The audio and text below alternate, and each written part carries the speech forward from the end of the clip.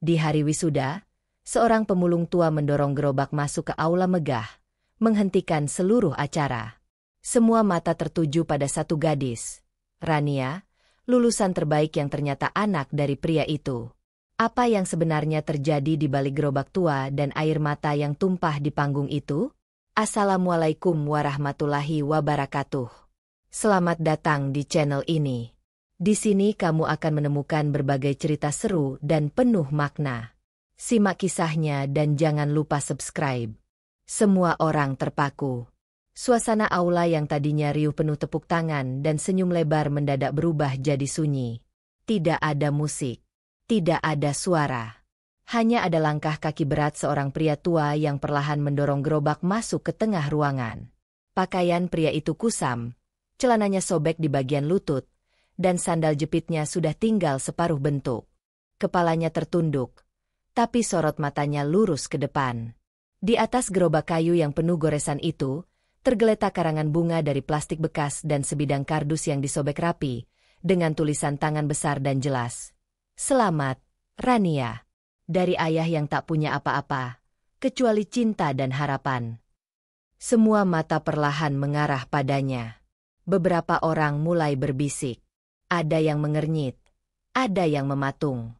Seorang tamu undangan di barisan depan hampir berdiri, namun segera duduk kembali.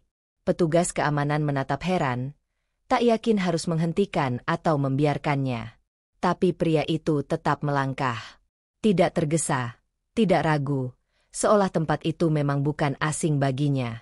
Aula mewah berlampu kristal yang dingin dan tinggi mendadak jadi ruang yang sempit dan sesak. Bau parfum mahal bersaing dengan aroma debu yang terbawa masuk bersama gerobaknya. Dan di barisan tengah, tepat di bawah sorotan kamera, seorang gadis muda berdiri perlahan dari kursinya. Rania. Tubuhnya gemetar.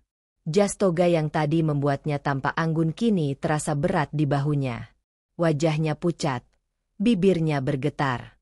Matanya membesar, menatap gerobak yang familiar itu. Gerobak yang setiap hari ia lihat sejak kecil. Gerobak yang dulu pernah membawanya tidur di malam banjir. Gerobak yang kini membawa pesan paling tulus di hari paling penting dalam hidupnya. Air matanya menggenang, tapi belum jatuh. Dadanya sesak, nafasnya tidak teratur. Tangannya mencoba meraih udara, seolah butuh sesuatu untuk dipegang. Tapi yang ia lihat cuma ayahnya, berdiri tegak di depan aula. "Ayah?" bisiknya, hampir tak terdengar. Pak Darman tidak langsung menjawab. Dia hanya tersenyum kecil, senyum yang sama seperti ketika dulu ia mengantar Rania ke sekolah dengan sepeda rusak. Tangannya bergetar memegang gagang gerobak, tapi matanya tetap kuat. Tanpa bicara banyak, ia mendorong sedikit lagi gerobaknya, berhenti tepat di tengah aula, lalu mengangkat tangannya ke arah Rania. "Kamu sudah sampai di sini, Nak. Ayah janji akan datang, kan?" Suara itu serak, pelan, tapi menusuk. Rania tidak sanggup menahan air matanya. Ia jatuh berlutut, menutup wajah dengan kedua tangan. Beberapa orang mulai menangis pelan. Kamera tetap menyala. Seorang dosen di meja tamu tampak memalingkan wajah, menyeka air matanya diam-diam. Tapi suasana belum benar-benar pecah. Tidak ada yang berani bergerak. Semua masih terpaku. Menunggu. Bertanya-tanya. Apa yang akan terjadi setelah ini? Rania lahir dan tumbuh di gang sempit dekat tempat pembuangan akhir. Gang itu sempit, lembab, dan bau menyengat dari arah TPS selalu hadir setiap pagi sebelum matahari naik. Rumah mereka kecil, berdinding triplek tambalan dan beratap seng karatan. Tidak ada suara alarm atau denting jam weker di pagi hari. Hanya suara roda gerobak tua yang berderit-derit, dikayuh pelan oleh ayahnya. Itu yang membangunkan Rania setiap hari. Suara itu seperti lonceng kehidupan, mengingatkan bahwa hari baru artinya perjuangan baru. Dari kasur tipis yang digelar di atas lantai semen, Rania membuka mata dan langsung duduk. Tak lama, ia ikut berdiri dan menarik kaos usangnya yang mulai kekecilan. Di usia 5 tahun, Rania sudah terbiasa ikut ayahnya memulung. Ia ikut mendorong gerobak, memungut botol plastik dari selokan, dan memilah kardus dari tumpukan sampah basah. Seringkali tangannya luka terkena pecahan kaca. Kalau hujan turun, mereka tidak lari ke dalam rumah, tapi malah terus mencari. Wajah kecilnya sering dipenuhi lumpur dan debu. Anak-anak lain main boneka. Rania sibuk menunduk mencari kaleng kosong. Suatu hari, saat pulang sekolah dengan seragam penuh noda, ia dihentikan oleh beberapa teman di dekat pos ronda. Salah satu anak perempuan menunjuk ke arahnya sambil tertawa. Itu anak pemulung. Lihat bajunya. Bau banget. Ih, rumahnya dekat tempat sampah. Loh. Dia pasti tidur sama tikus. Rania terdiam. Dia tidak menjawab, hanya menunduk. Matanya panas. Langkahnya cepat. Pulang dengan napas tersendat-sendat. Begitu sampai rumah, ia langsung masuk tanpa bicara. Pak Darman yang sedang menyortir botol di belakang rumah, segera tahu ada yang tidak beres. Ia masuk, melihat putrinya meringkuk di sudut ruangan sambil menangis dalam diam. Bahunya naik turun. Wajahnya tertutup kedua tangan. Ada yang ejek kamu lagi, ya? Tanya Pak Darman pelan. Suaranya tenang, tapi matanya berkaca. Mereka bilang aku anak sampah. Rania menjawab dengan suara serak. Mereka jijik, yah? Pak Darman duduk di samping Rania. Ia tidak langsung bicara. Tangannya mengusap kepala anak itu pelan, lalu memeluknya erat. Keningnya menyentuh pelipis Rania. Lama mereka diam. Lalu Pak Darman berbisik pelan. Satu kalimat yang selalu ia ulang ketika Rania mulai rapuh. Kita memang hidup dari sampah. Tapi kamu bukan sampah. Kamu cahaya. Nak. Rania mengangguk kecil di pelukannya. Tapi di wajahnya belum ada senyum. Matanya masih basah. Namun kata-kata itu menancap dalam. Tidak hilang. Justru mengendap di hati. Menjadi pegangan kecil yang pelan-pelan menguatkan langkahnya setiap kali dunia mencoba mendorongnya ke bawah. Dan suatu hari, kata-kata itu akan diuji kembali. Saat SMP, Rania mulai menunjukkan bakat akademiknya. Nilainya konsisten tinggi, ia cepat paham pelajaran, dan hafal rumus-rumus hanya dengan membaca sekali. Tapi semua itu bukan karena ia diajar di tempat bimbingan mahal atau punya fasilitas lengkap. Rania belajar dari buku-buku bekas yang ia temukan di tumpukan sampah. Buku lusuh, sobek-sobek, ada yang tak punya sampul, ada yang halaman tengahnya hilang. Tapi Rania tak peduli. Ia menyalin ulang dengan tangan, menyusun catatan rapi di kertas bekas yang dibalik. Setiap malam, ia duduk di teras rumah kecil mereka, di bawah cahaya lampu jalan yang temaram, sambil membuka buku sambil sesekali menengok ke dalam, memastikan ayahnya masih tidur dengan napas tenang. Pak Darman mulai sakit-sakitan sejak Rania duduk di kelas 8. Tubuhnya sering menggigil, batuknya tidak sembuh-sembuh, dan kadang ia tidak kuat mendorong gerobaknya terlalu jauh. Tapi tetap dipaksa jalan. Rania tidak pernah benar-benar tenang saat belajar. Ia harus mendengarkan suara ayahnya di dalam, harus siap kalau tiba-tiba ayahnya muntah atau jatuh. Seringkali saat teman-temannya pulang sekolah main di lapangan, Rania duduk di samping ayahnya, sambil membaca buku biologi. Tangannya satu memegang tangan ayahnya yang dingin, satu lagi membalik halaman. Ayah gak kerja dulu hari ini? Tanya Rania pelan suatu sore. Pak Darman tersenyum lemah. Nggak kuat. Nak, badan panas. Tapi gak apa-apa. Yang penting kamu belajar. Ayah jangan maksa. Kalau makin parah, Rania nggak bisa belajar juga. Nggak. Nak, kamu harus tetap jadi orang. Biar ayah yang hadapi sakit. Kamu jangan berhenti sekolah. Suatu hari, guru matematika memanggil Rania ke ruang guru. Rania gugup. Ia tak pernah buat masalah. Tapi hari itu, ia dituduh mencontek.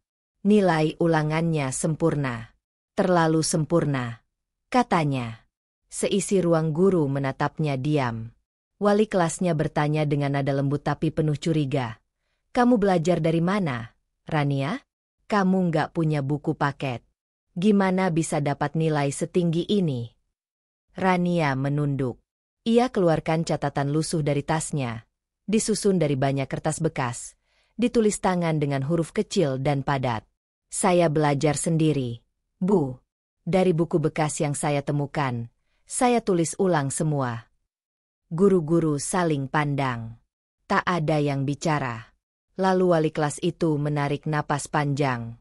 Kalau kamu bisa buktikan ini hasil kerja kerasmu, kamu lanjut. Tapi kalau ketahuan bohong, kamu bisa dikeluarkan, ya. Rania mengangguk, penuh keyakinan, meski tangannya bergetar. Malam itu, ia pulang ke rumah dengan kepala berat. Pak Darman menyambutnya di depan pintu, melihat wajah anaknya yang suram. Kamu kenapa? Tanyanya cepat. Rania hanya menjawab pelan. Mereka nggak percaya. Yah, tapi nggak apa-apa. Aku akan buktikan. Saat masuk SMA, ujian tak berhenti. Sekolahnya lebih besar, biayanya lebih mahal. SPP sering tertunggak. Di semester pertama, namanya diumumkan di depan kelas. Siswa yang belum bayar, segera lunasi, atau tidak bisa ikut ujian. Rania merasa malu.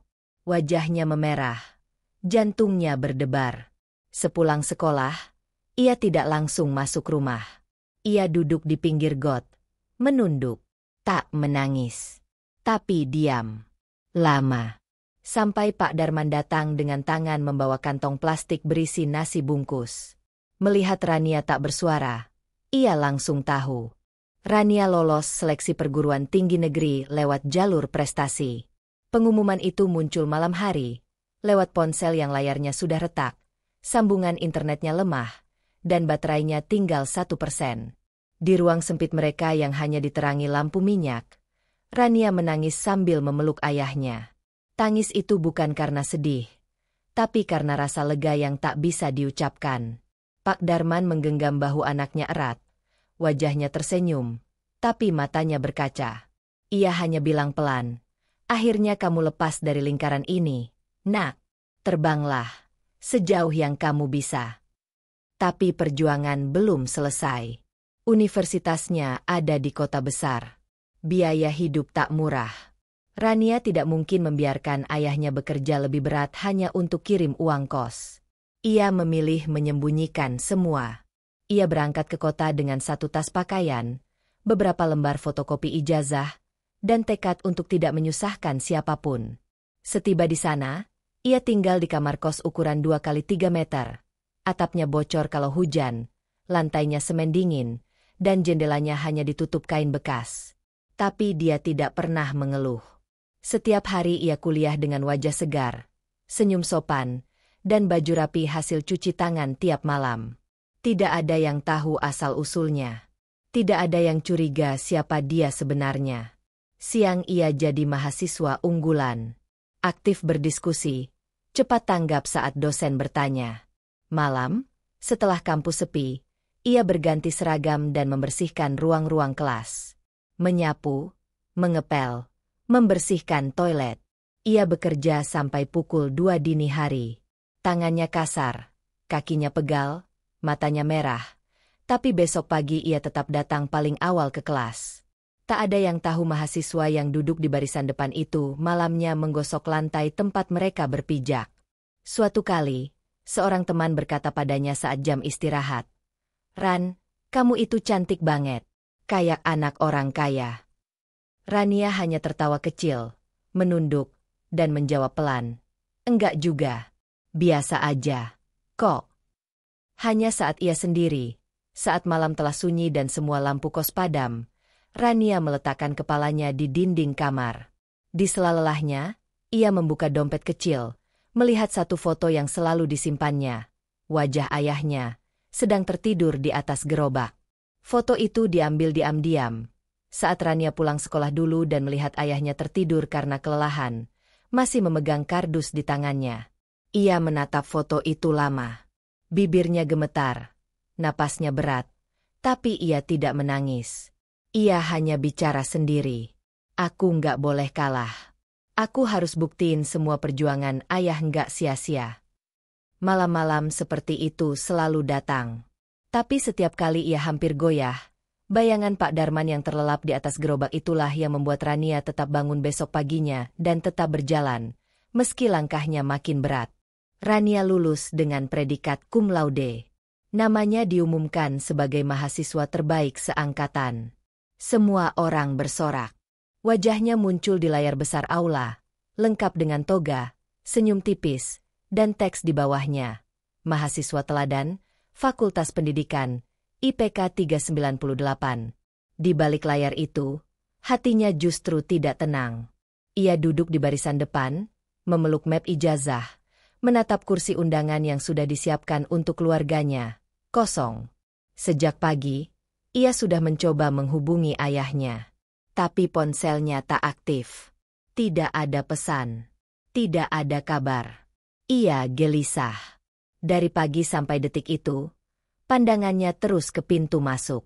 Satu demi satu tamu berdatangan, keluarga mahasiswa membawa bunga dan kamera, tapi Pak Darman tak juga muncul. Hati Rania mulai dipenuhi pertanyaan. Apa ayah sakit?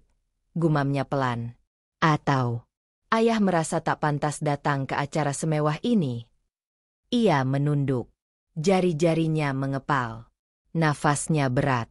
Beberapa kali dia menoleh ke belakang, berharap ada seseorang muncul dengan gerobak. Tapi tak ada. Hanya denting piano dan suara protokol yang terus berbicara. Selanjutnya, kami undang mahasiswa terbaik untuk naik ke podium dan menyampaikan pidatonya. Nama Rania disebut. Semua orang bertepuk tangan. Ia berdiri perlahan. Langkahnya mantap, tapi wajahnya tegang. Saat naik ke atas podium, ia sempat menahan napas. Matanya mulai basah. Suara riuh tepuk tangan terdengar samar di telinganya. Ia berdiri di belakang mikrofon, menatap ke arah ribuan orang yang duduk di hadapannya. Tapi kursi paling belakang tetap kosong. Ia membuka mulut, namun tidak langsung bicara. Di detik hening itulah, terdengar suara asing dari arah pintu utama. Bukan suara musik. Bukan juga suara tamu, tapi suara roda berdecit. Pelan, tapi jelas. Suara gerobak kayu yang bergerak masuk ke aula megah itu. Semua kepala langsung menoleh. Tuan Rektor yang tadinya duduk tegap, ikut berdiri karena penasaran. Seorang petugas keamanan yang berdiri di sisi pintu refleks ingin maju, tapi langkahnya terhenti. Di sana, di tengah sorotan lampu dan tatapan ratusan pasang mata, Pak Darman berdiri. Ia memakai kemeja tua yang digosok rapi, celana panjang yang kebesaran, dan sandal jepit yang warnanya sudah pudar. Tangannya memegang gagang gerobak yang dilap bersih. Di atasnya tertata rapi bunga plastik dan sebuah kardus bertuliskan, "Selamat, Rania." Dari ayah yang tak punya apa-apa, kecuali cinta dan harapan. Wajahnya tersenyum. Matanya penuh air. Tapi langkahnya tetap tenang. Tanpa ragu, ia mendorong gerobaknya masuk ke tengah aula, membelah barisan bangku para pejabat dan dosen, menuju panggung. Dan langkah Rania langsung terhenti. Rania turun dari panggung, melepas mikrofon yang belum sempat ia pakai. Langkahnya cepat, wajahnya tegang, dan matanya basah. Suasana aula masih sunyi, tapi suasana hati semua orang sudah runtuh. Ia berlari, menyusuri lorong tengah dengan toga berkibar di belakangnya. Saat tiba di depan Pak Darman, tubuhnya langsung jatuh dalam pelukan pria tua itu. Gerobak bergeser sedikit karena dorongan Rania yang begitu erat memeluk. Tangannya melingkar kuat di pinggang ayahnya. Pak Darman sempat tersentak, lalu menunduk, menepuk-nepuk punggung anaknya pelan. "Ayah datang," bisiknya lirih. Rania menggigit bibir, menahan tangis yang akhirnya tumpah.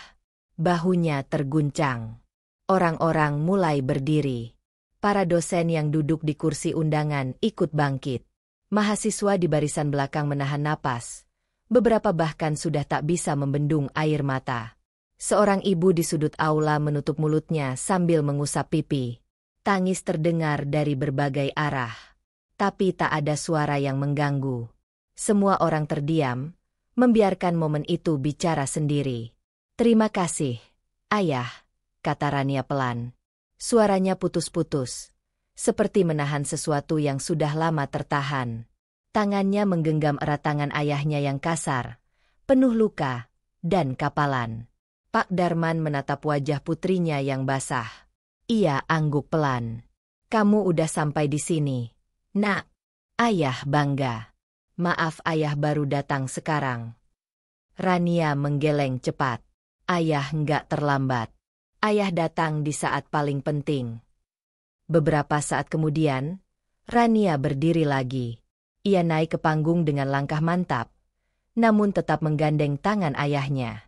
Semua mata mengikuti mereka. Di depan mikrofon, Rania menatap ke seluruh penjuru aula. Ia menarik napas dalam, lalu berkata lantang, "Kalau hari ini aku berdiri di sini, itu karena ayahku. Bukan karena siapa-siapa. Bukan karena uang. Bukan karena fasilitas. Tapi karena satu orang yang tak pernah berhenti percaya padaku, walaupun dunia meremehkan kami." Suara tepuk tangan pecah. Tapi tidak seperti tepuk tangan formal biasanya. Ini tulus, emosional, menghormati.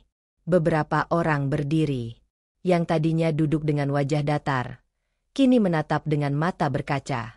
Di antara riuh itu, seorang pria tua berdiri diam di bawah panggung. Gerobaknya masih di belakangnya. Tidak bergeser, tidak berubah. Tapi maknanya tidak lagi sama. Hari itu bukan hanya milik Rania. Bukan hanya tentang ijazah dan toga. Tapi milik setiap orang yang pernah diremehkan karena miskin. Setiap anak yang pernah diejek. Setiap orang tua yang berkorban diam-diam. Dan gerobak tua itu, yang dulu dilihat orang dengan jijik, hari itu berdiri di tengah aula megah, menjadi simbol dari cinta yang tidak bisa diukur dengan apapun. Tapi belum semua orang tahu bahwa gerobak itu menyimpan satu hal terakhir yang belum sempat dibuka. Cerita ini mengajarkan kita bahwa kemiskinan bukan halangan untuk bermimpi, selama ada cinta, keyakinan, dan perjuangan. Semoga kisah Rania dan ayahnya jadi pengingat bahwa kehormatan tidak diukur dari harta, tapi dari hati yang tulus. Wassalamualaikum warahmatullahi wabarakatuh. Jangan lupa like, komen, share, dan subscribe untuk cerita inspiratif lainnya.